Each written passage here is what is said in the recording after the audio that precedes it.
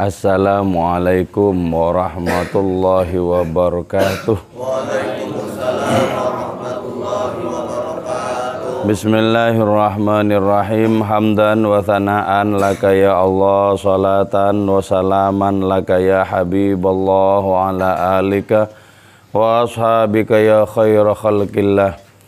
Laka ya Rasulullah wa li jami' man ittaba'a dinaka ya Habiballah, haqiqatan min ladun Adam la yaumil qiyamah. Wa nakhusu khususan min ila hadrati Syekh Abdul Qadir Al-Jailani qaddasallahu sirrahu radhiyallahu lana wa lahumul Fatihah. A'udzu billahi minasy syaithanir rajim.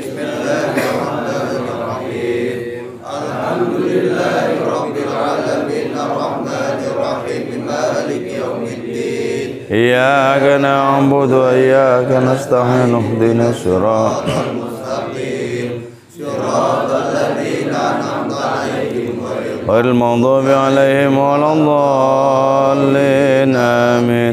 Litaqarrubina ila Allah ta'ala limahabbatina ila Rasulillah sallallahu alaihi wasallam lisalamatina fid dini wad dunya wal akhirah liqadai duyunina liqadai hajatina min hawaijid dunya wal akhirah litaysir arzaqina halalan tayyiban mubarakan katsiran wasa'a lisihhati jasadina wa qulubina lishfi amradina zahiran wa batina lidaf'il balaya wal mihan wal fitan wal amrad wal asqam ولمنافعنا لمصالحنا لأهل بيتنا وأولادنا وذرياتنا وجوارنا وأصدقائنا وجميع المسلمين والمسلمات والمؤمنين والمؤمنات الأحياء منهم والأموات ولعز الإسلام والمسلمين بجودك يا الله بشفاعة نبيك يا الله ببركة أوليائك يا الله وبأسرار الفاتحة.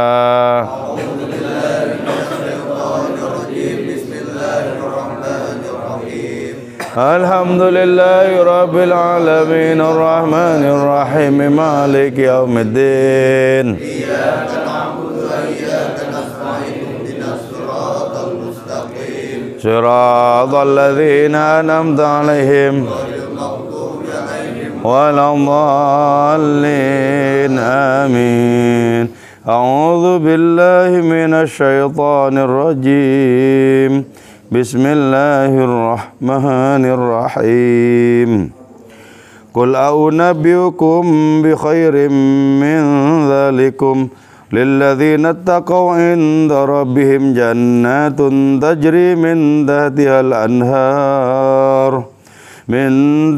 anhar khalidina fiha wa azwajum mutahharatun wa azwajum mutahharatun wa ridwanun minallah wallahu basirum bil ibad. Allah. Qul, katakanlah engkau ya akmalar rusul, wahai paling sempurnanya utusan, yaitu Kanjeng Rasul Muhammad sallallahu alaihi wasallam, lil mu'minina, bagi orang-orang beriman, lil mukhlisina, bagi orang-orang yang tulus, fi ibadatillah, di dalam ibadah kepada Allah Subhanahu wa taala, ar-raghibina, yang senang itu mereka, ila jazili atahi, kepada limpahan karunia Allah taala, at-tairin, yang terbang mereka, ila fadhaifanaihi, menuju pada luas kefanaan Allah di dalam Allah taala, at-talibin, yang menginginkan mereka al-usul, kepada sampai ila syarafi liqaihi, pada kemuliaan pertemuan dengan Allah taala, al-fanina, yang fana mereka, fillahi, di dalam Allah, liyafuzu, agar beruntung itu mereka, bisyarafi liqaihi, dengan kemuliaan bisyarafi baqaihi, dengan kemuliaan kelanggengan Allah taala, tahrikan lahum, sebagai penggerak, lahum, bagi mereka, silsilatas syauqi, terhadap adanya silsilah kerinduan, wal mahabbati, dan kecintaan. Pertama, di sini sebagai utusan paling mulia, Kanjeng Rasul itu diperintahkan oleh Allah Subhanahu wa taala. Diperintahkan untuk menyampaikan kepada siapa?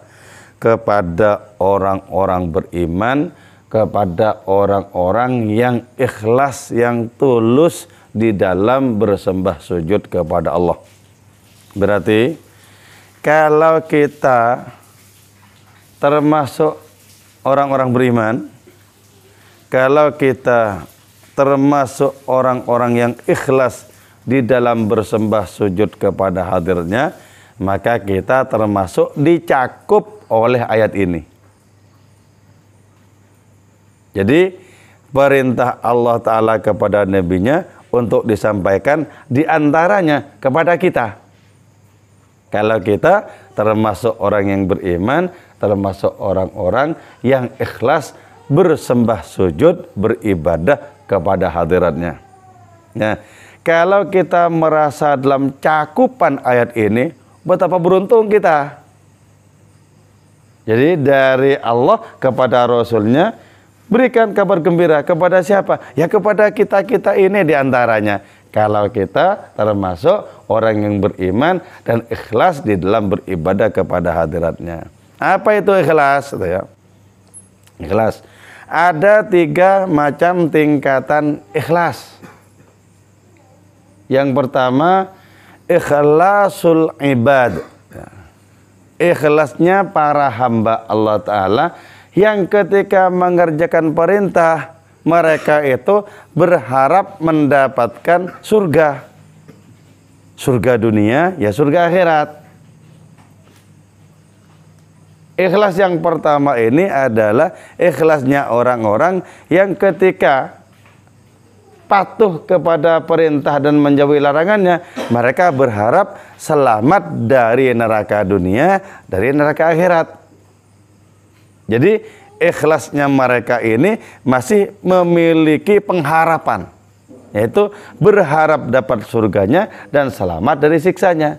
Dapat surga dunia dan akhirat, yaitu tenang dan tentram ketika hidup di dunia, di akhirat mendapatkan kebahagiaan.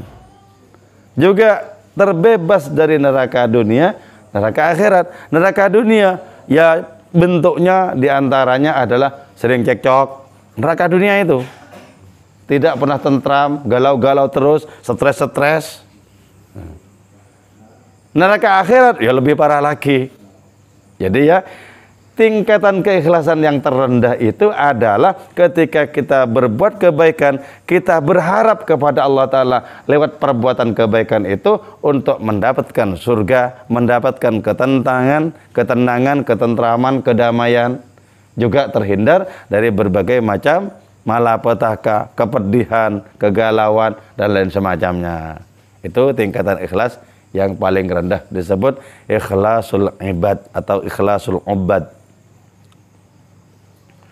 Yang kedua, ikhlasul muhibbin, ikhlasnya para pecinta Allah.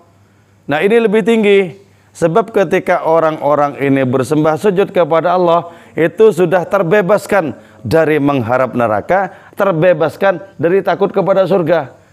Terus kenapa kok bersembah sujud, kok patuh kepada Allah? Cinta. Alasannya itu yang menggerakkan ibadah mereka itu cinta. Cinta. Jadi kelasnya cinta ini berada di atas kelasnya orang yang beramal untuk mendapatkan surga dan terhindar dari neraka. Ini lebih berkelas cinta itu. Sebab apa? Seluruh kebaikannya itu dilandaskan atas dasar cinta kepada Allah. Bukan karena pamrih apapun. Bukan. Terus yang tertinggi, ikhlasul arifin. Ikhlasnya orang-orang yang ma'rifat, yang ketika orang-orang ma'rifat itu beramal baik, mereka menyaksikan bahwa sejatinya yang beramal baik itu Allah, untung menjadikan mereka sebagai sarana bagi perbuatan-perbuatan baiknya Allah Ta'ala. Jadi nyaksikan, ketika tadi terawih, nyaksikan sejatinya yang terawih itu Allah, Cuman alhamdulillah kita dipakai untuk melaksanakan tarawih. Dipakai cuman kita. Jadi untuk yang terakhir ini, al-fa'ilul hakiki huwallah. Yang berbuat secara hakikat itu Allah dalam setiap kebaikan yang kita kerjakan. Nah, kalau sampai di ikhlas tertinggi itu, orang akan selamat dari merasa lebih baik ketimbang orang lain. Kenapa? Karena kebaikan-kebaikannya sejatinya Allah yang melakukannya. Ini ikhlas tertinggi itu. Jadi kita belajar untuk apa? Untuk mendaki dari ikhlas paling bawah menuju yang di atasnya, menuju yang di atasnya lagi. Di bawah keikhlasan yang paling bawah itu, wah itu kocar-kacir ibadahnya itu. Kocar-kacir. Kocar-kacir. Kenapa disebut kocar-kacir? Boleh jadi berterawih karena nggak enak sama tetangga. Nggak enak. Kenapa? Sering ditanyakan. Loh, Pak, bulan itu sakit apa? Oh, enggak kok sehat. Loh kok enggak terawih? Wah, besoknya di depan. Itu enggak enak sama tetangga itu, enggak enak. Nah, yang enggak enak seperti itu termasuk juga puasa. Enggak enak juga itu. Sehingga kemudian kalau tidak puasa sembunyi-sembunyi. Pas mau keluar dikering-keringkan bibirnya. Sudah pantas menjadi orang berpuasa.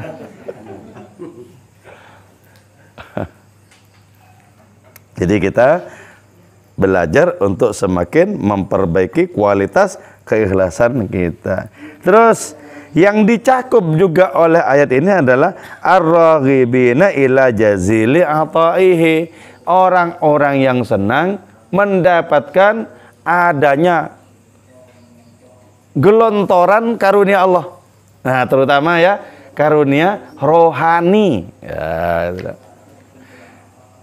karunia rohani terutama. Orang kalau sudah merasakan betapa nikmatnya karunia rohani, maka orang ini akan semakin berlipat-lipat di dalam mempersembahkan ibadah kepada hadiratnya. Seneng.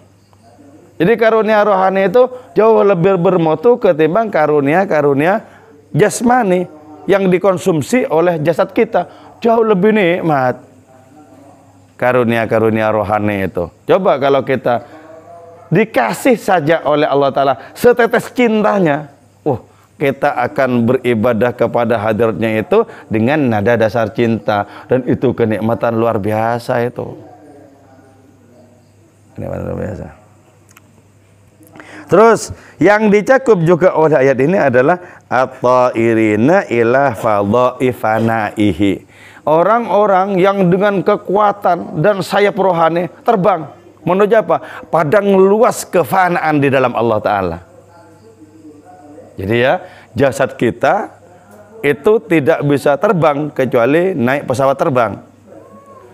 Tapi kalau roh kita bisa terbang. Bisa terbang, roh kita itu.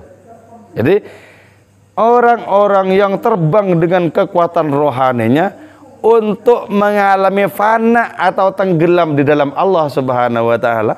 Sehingga orang itu begitu tertegun kepada hadirannya, dan orang itu sudah mengucapkan sayonara kepada nafsunya sendiri.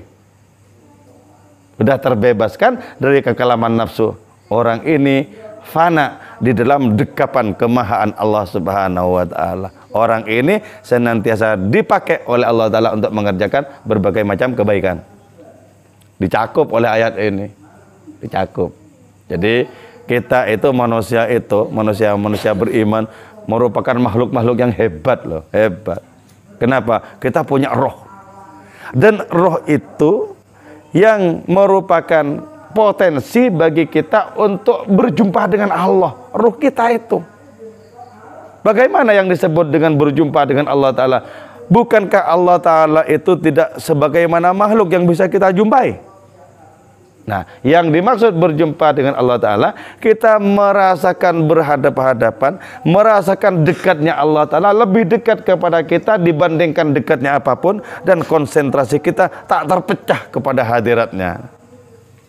Jadi dimasuk di wilayah rasa itu. Itu yang disebut berhadapan-hadapan dengan Allah Ta'ala. Jadi tidak terpecah konsentrasi kita, Allahu Akbar, nggak terpecah. Bahkan ketika fokus kita itu baik, boleh jadi lahiriah kita itu sedang berkomunikasi dengan orang lain, berbincang dengan orang lain, bekerja sama dengan orang lain, tapi hati kita tetap bisa terfokus kepada hadiratnya. Itu dari saking kuatnya keterpukauan orang itu kepada hadirat Allah Ta'ala. Ada, ya ada. Wong kita punya perangkat untuk itu kok sebenarnya. Yaitu ketika Allah Ta'ala menganugerahkan kepada kita adanya roh. Roh itu merupakan bayang-bayang dari kehadiran Allah Ta'ala dalam diri kita, agar kita senantiasa berhadap-hadapan dengan hadiratnya itu. At-talibin al-wusul ila syarafi liqaihi. Yang dicakup oleh ayat Allah Ta'ala ini juga adalah orang-orang yang senantiasa berikhtiar, berusaha untuk sampai kepada adanya kemuliaan berjumpa dengan hadiratnya.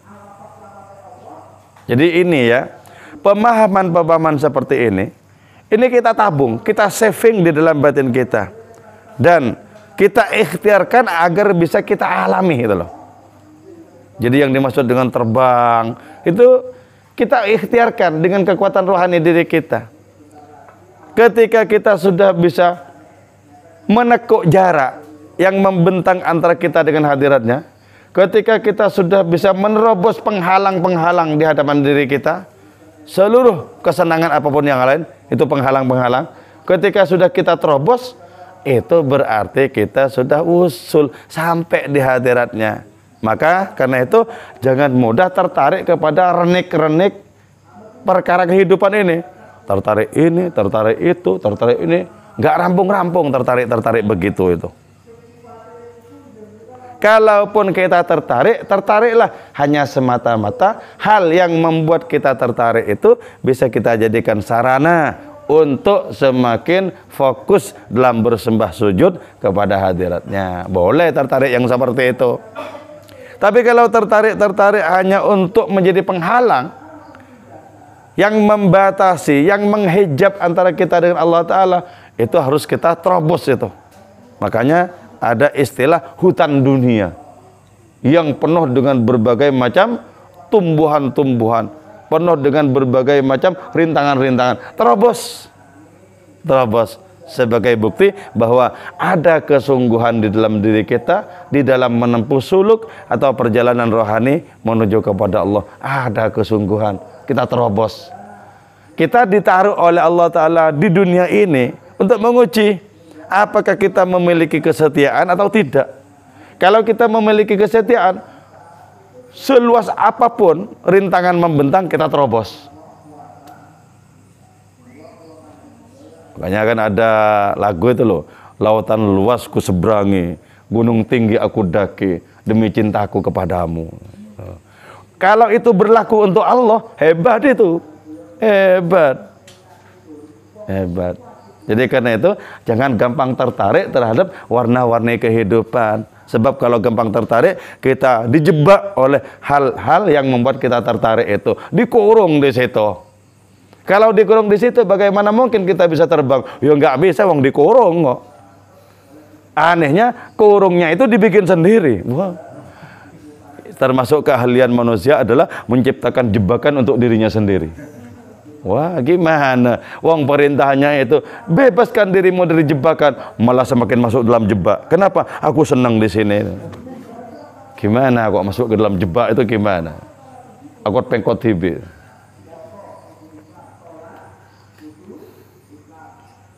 Terus al-fanina fillahi liyafuzu bi syarafi baqaihi.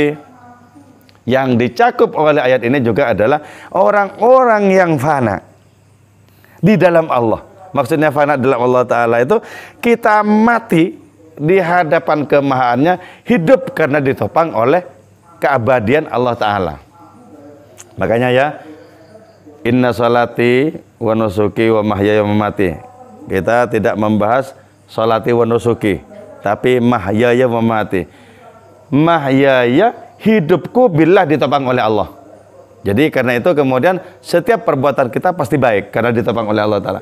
Mamati, matiku anin nafsi, dari nafsu buruk. Kuliah semuanya nafsu buruk itu sudah mati.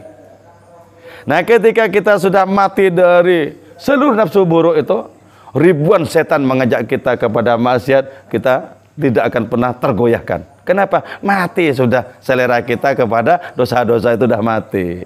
Katakan, kalau dulu mungkin aku mau, kalau sekarang lebih mau lagi.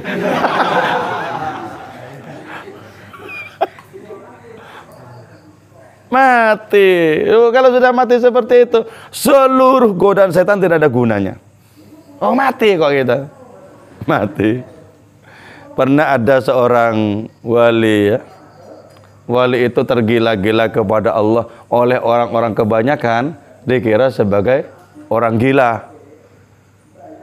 Si wali itu berjalan ke pasar-pasar dan diiringi oleh anak-anak kecil yang nakal itu. Gila, gila, gila. Sama anak kecil itu dilempari kerikil. Gila, gila, gila. Akhirnya noleh si wali itu. Cung katanya kan. Sama anak-anak kecil itu kan. Jangan dikira aku terganggu dengan lemparan kalian. Aku sudah lama mati. Silahkan kalau mau melempar. Maksudnya mati apa? Mati dari selain Allah. Mati kepada adanya pukawan-pukawan yang lain. Kalau kepada Allah Ta'ala hidup banget itu loh. Jangan yang terjadi malah sebaliknya. Kepada segala sesuatu yang lain hidup, gampang merespon. Kepada Allah Ta'ala dipanggil-panggil mati, nggak pernah ada respon sama sekali. Nah itu kebalik itu. Dipanggil-panggil dengan datangnya bulan Ramadan, nggak ngerespon. Apalagi cuma dipanggil oleh adzan subuh, makin tidak ngerespon. Sebab baterainya itu mati. Dicas 5 jam, 1 menit mati lagi. Gimana kalau orang seperti itu? Mati. Ya. Wa mahyaya wa mamati, hidupku karena ditopang Allah, matiku dari seluruh nafsu burukku. Mati. Jadi karena itu di dalam kematian ada kehidupan, di dalam kehidupan ada kematian, kata Syekh Abdul Qadir Jailani. Maksudnya di dalam kematian ada kehidupan, di dalam kematian dari segala damba kepada yang lain ada kehidupan. Kehidupan yang ditopang Allah. Di dalam kehidupan yang ditopang Allah Ta'ala ada kematian. Kematian dari segala damba kepada yang lain. Di dalam mati ada hidup, di dalam hidup ada mati.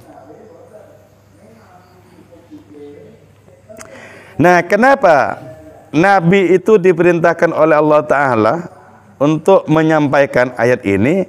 Tahrikan lahum, untuk menggerakkan mereka. Menggerakkan apa? Menggerakkan silsilah cinta dan kerinduan. Wow, itu loh. Jadi Nabi itu menyampaikan kepada orang-orang beriman makin bangkit, makin berkobar cinta dan kerinduan mereka kepada Allah Ta'ala. Cinta dan kerinduan kepada kampung halaman yang hakiki di dalam hadiratnya itu. Jadi kita belajar rindu dong, belajar cinta kepada Allah, kepada yang lain-lain sudah anggap remeh-temeh aja. Kepada Allah langsung nggak nanggung-nanggung. Gitu loh. Karena itu kita harus apa? Harus belajar untuk senantiasa mengobarkan api cinta dan kerinduan dalam hati kita. Bilang kepada diri sendiri, cintakah engkau kepada asal usulnya? Rindukah engkau? Penghalang apakah gerangan yang telah menjadikanmu tidak begitu bergairah? Cintakah? Ya harus kita otokritik loh, ngomong kepada diri sendiri. Ngomong, siapa tahu dengan caranya dialog dengan diri sendiri seperti itu, Allah membangkitkan kobaran api cinta dan kerinduan dalam hati kita. Beruntung banget orang yang dalam kehidupan ini dianugerahi api cinta dan kerinduan kepada hadiratnya. Beruntung banget. Wah, itu kelasnya orang beriman yang istimewa itu loh.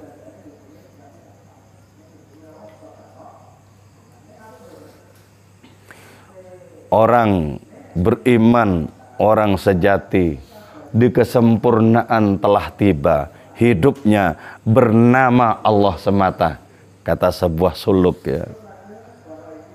Orang beriman, orang sejati. Di kesempurnaan telah tiba.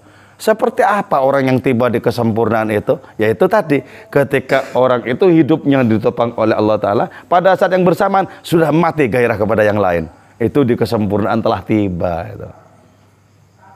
Nah, kalau itu dialami oleh anak-anak muda, itu jauh lebih bermartabat. Kalau orang-orang tua memang sudah waktunya ya. Sudah waktunya sergap ibadah. Walaupun adanya dengan suara gemetar. Allahu Akbar, Allahu Akbar.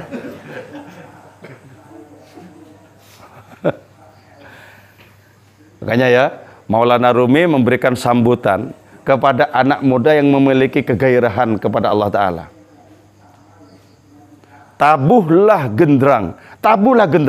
Itu sebagai apa? Simbol kegembiraan. Dan arahkan langkahmu menuju kota para penghibur.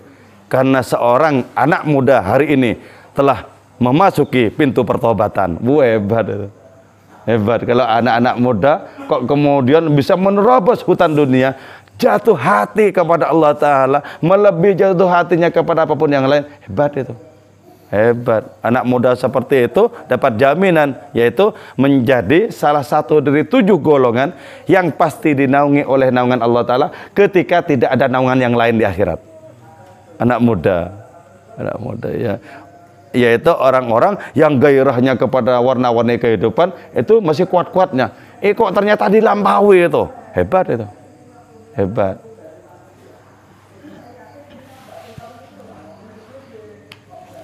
A'unabbi'ukum,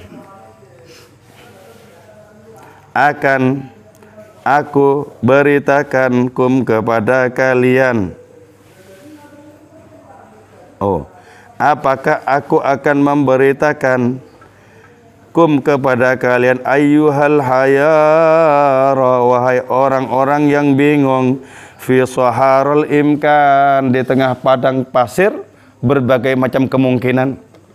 Nah, dunia ini ya merupakan padang luas yang menyediakan untuk kita berbagai macam kemungkinan.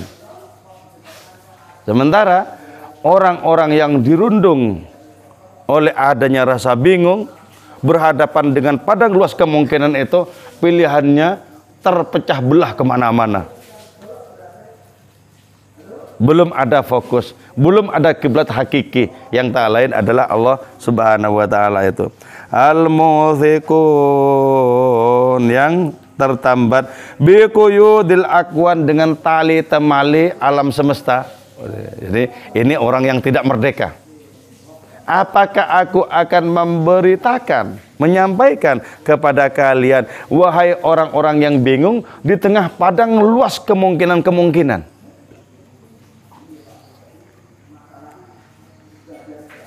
Al-mahbusun, yang terpenjara, fi madiqil jadran, di tengah sempitnya tembok persoalan. Jadi ya, hidup ini ya, kalau tidak beruntung, orang itu dijepit oleh berbagai macam tembok persoalan. Ke sini persoalan, ke situ persoalan. Persoalan toh isinya. Kenapa? Karena tidak menggunakan sayapnya untuk terbang ke kemahaluasan Tuhan. Tidak dipakai. Sayapnya itu dianggurin. Karena itu kemudian orang ini dikelilingi oleh berbagai macam kesempitan dan persoalan hidupnya. Bisalah silih zaman, dengan rantai-rantai zaman, wal makan dan tempat. Bi khairin, dengan yang lebih baik, maratib, itu kedudukannya, min dzalikum, dari hal itu, alladzi miltum, yang condong kalian, ilaiha, kepada itu, akwan, wastahaitum, dan menginginkan kalian, ilana untuk memperoleh itu akwan, fi hadzin nas'ati, pada kehidupan ini, hasilun wasilun ilaikum, hasilun hasil, wasilun sampai ilaikum, kepada kalian, fi nas'atil khuhra, di kehidupan akhirat, lilladzina, ialah bagi orang-orang ittaqau, yang bertakwa itu, mereka, minkum, dari kalian, an maharimillah, dari perkara-perkara yang diharamkan Allah Ta'ala, wa tawajjahu, dan menghadapkan diri itu mereka ilallah, kepada Allah, fid dunya, di dunia, walam yartakibu, dan tidak melakukan itu mereka maka pada suatu naha yang mencegah hum, kepada itu mereka, Allah, siapa Allah, ala alsinati rusulihi, melalui lisan para utusannya, inda rabbihim, di sisi Tuhan mereka, alladzi rabba, yang telah mendidik itu Tuhan hum, kepada mereka, bitaufiqihi, dengan petunjuknya itu Rabb, ala tarkil mahzurat, untuk meninggalkan perkara-perkara yang diharamkan, wajidina bil makruha, dan menjauhi hal-hal yang tidak disenangi, jannatun, adapun adanya surga-surga, ay ma'arif wa haqa'iq, ma'rifat dan hakikat. Jadi begini, apakah akan kuberitakan kepada kalian sesuatu yang jauh lebih terhormat dibandingkan berbagai macam kesenangan, kenikmatan di dunia ini? Ketahuilah bahwa untuk orang-orang yang menjaga diri dari terjerumus di dalam larangan-larangan Allah Ta'ala, untuk orang-orang yang bersegera melaksanakan ajaran-ajaran, perintah-perintah Allah Subhanahu wa Ta'ala, nah untuk mereka itu ada surga-surga. Yang dimaksud surga itu apa di sini? Jannat itu maksudnya apa? Ay ma'arif wa haqa'iq. Ma'rifat, kenal dekat dengan Allah Ta'ala, itu surga loh. Surga. Kenapa kenal dekat dengan Allah disebut surga? Karena Allah itu merupakan sumber dari segala kebahagiaan, sumber dari segala kenikmatan, sumber dari segala keindahan. Seluruh keindahan dunia dan akhirat hanyalah percikan dari kemahaindahan Allah Ta'ala. Jadi mendapatkan surga itu mendapatkan ma'rifat, mendapatkan adanya rasa kenal yang dekat dengan hadiratnya, itu surga. Terus mendapatkan hakikat, itu surga. Bukankah kalau kita bisa mencapai hakikat segala sesuatu, sesungguhnya kita mencapai Allah lewat segala sesuatu itu? Jadi yang dimaksud dengan surga itu lebih dari apa yang kita bayangkan. Misalnya penuh dengan makanan-makanan yang kita inginkan. Pengen makanan apa saja langsung datang. Penuh dengan beraneka ragam sungai air jernih yang langsung bisa ditenggak, sungai susu yang bisa langsung diminum, sungai madu juga, apalagi ada sungai khomer. Jadi kalau di dunia ini tidak diperbolehkan, di surga malah muncul menjadi sungai. Kita bisa mabuk-mabukan. Tentu saja ya, tidak seperti mabuk-mabukan di dunia ini. Mabuk-mabukan di dunia ini destruktif, yaitu menghancurkan, merusak diri sendiri. Kalau di sana ya enggak. Orang makin mabuk kepada Allah Ta'ala. Disediakan. Tidak hanya seperti yang digambarkan seperti itu. Lebih dari itu adalah keintiman kita, kedekatan kita secara spiritual, secara rohani dengan Allah Ta'ala. Itu jauh lebih nikmat. Jauh lebih nikmat. Orang-orang di surga itu ya, tidak setiap saat kok menyaksikan Allah. Hanya ada waktu-waktu tertentu yang diberikan oleh Allah Ta'ala untuk suan kepada hadiratnya. Dan itu merupakan puncak tertinggi dari kenikmatan surga. Makanya seorang sufi mengatakan, andaikan aku kelak dipersilakan masuk surga, tapi aku tidak bisa berhadapan-hadapan dengan Allah Ta'ala, maka ku tolak surga, gak ada gunanya. Gitu loh. Dari saking apa? Ekstrimnya kerinduan si sufi itu kepada Allah Ta'ala. Seandainya aku dimasukkan ke dalam neraka, tapi ada kesempatan di neraka untuk berhadapan-hadapan dengan Allah Ta'ala, maka dengan sukarela aku akan memasuki neraka itu.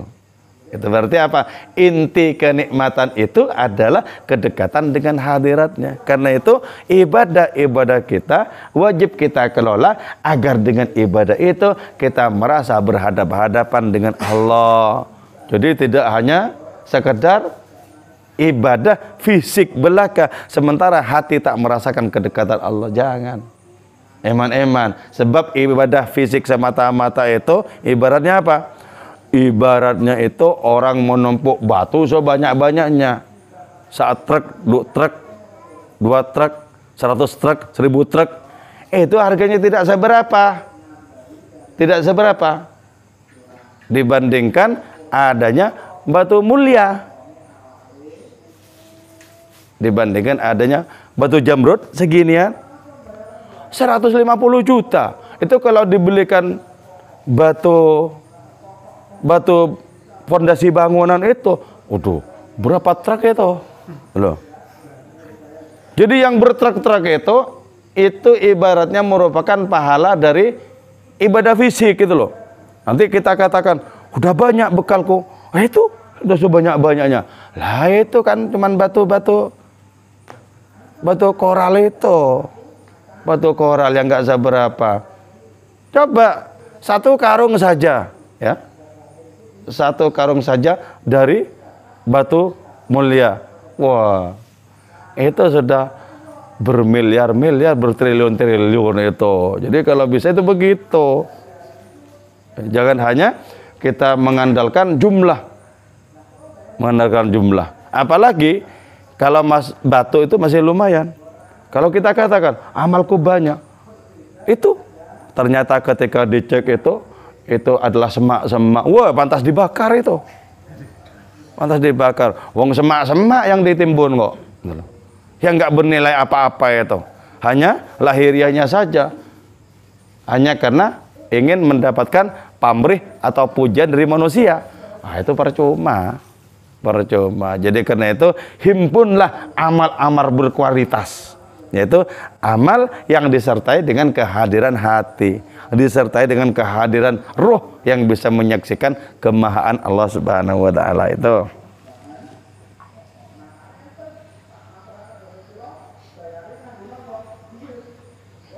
Tajri min tahtihal anhar, tajri mengalir. Min tahtiha, di bawahnya itu surga-surga, al anharu apa? Sungai demi sungai. Khalidina, seraya kekal mereka fiha, dalam surga. Surga itu surga apa? Anharul kusyuf, surga-surga mukasyafah itu maksudnya. Jadi ya, kalau di dalam tafsir tasawuf seperti ini, itu yang disebut dengan sungai-sungai itu sungai mukasyafah.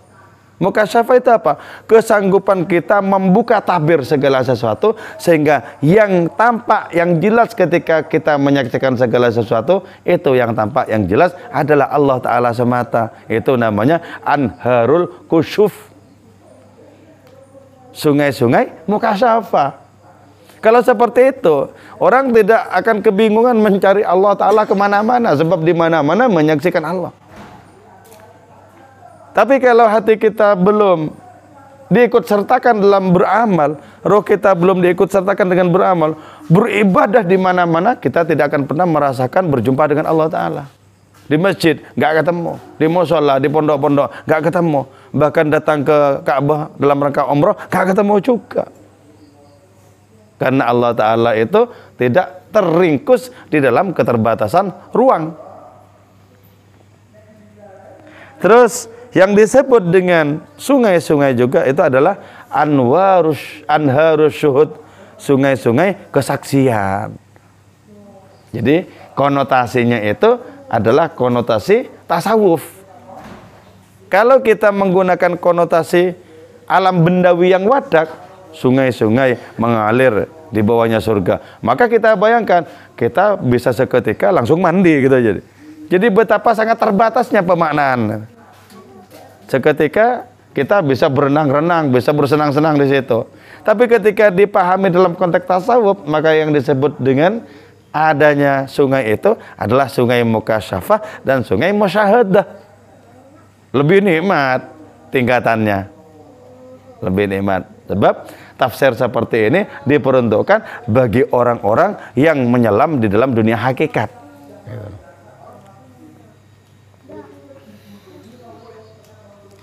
Wa azwajun mutahharatun, dan istri-istri yang disucikan. Insyaallah ini kita lanjutkan besok malam. Moga-moga majelis kita ini, pengajian kita ini bermanfaat dan barokah untuk kita. Moga-moga Allah Ta'ala senantiasa membimbing amal kita ke depan sehingga menjadi lebih bermutu, sehingga hidup kita menjadi lebih bernilai. Moga-moga kita senantiasa sehat walafiat, panjang umur, dijauhkan dari berbagai macam bencana dan malapetaka, terutama malapetaka rohani. Moga-moga kita dijauhkan dari penyakit-penyakit yang sulit obatnya. Moga-moga anak cucu keturunan kita menjadi orang-orang bertakwa kepada Allah Ta'ala dan mengikuti tauladan Kanjeng Rasul Muhammad SAW. Moga-moga tempat kita ini, negeri kita ini senantiasa dilindungi oleh Allah Subhanahu wa Ta'ala. Wal afu minkum. Wassalamualaikum warahmatullahi wabarakatuh.